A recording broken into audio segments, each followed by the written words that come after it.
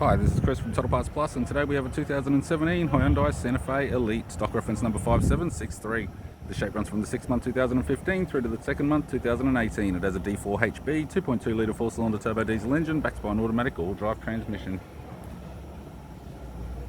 D4HB 2.2 litre 4-cylinder turbo diesel engine. We have the left-hand headlight, left-hand fog light, left-hand daytime running light.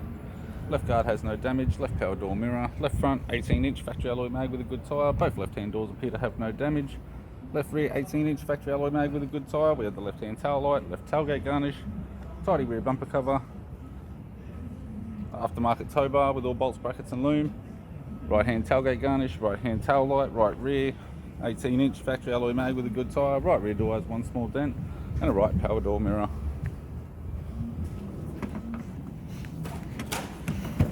We have the driver's side door trim, power window master switch. This vehicle is fitted with black leather interior, automatic type console, automatic gear shifter, climate control heating controls, sat nav display screen, interior mirror, courtesy lamp, left sun visor, right sun visor, instrument cluster, and a tidy 3-spoke leather steering wheel with cruise audio and phone buttons.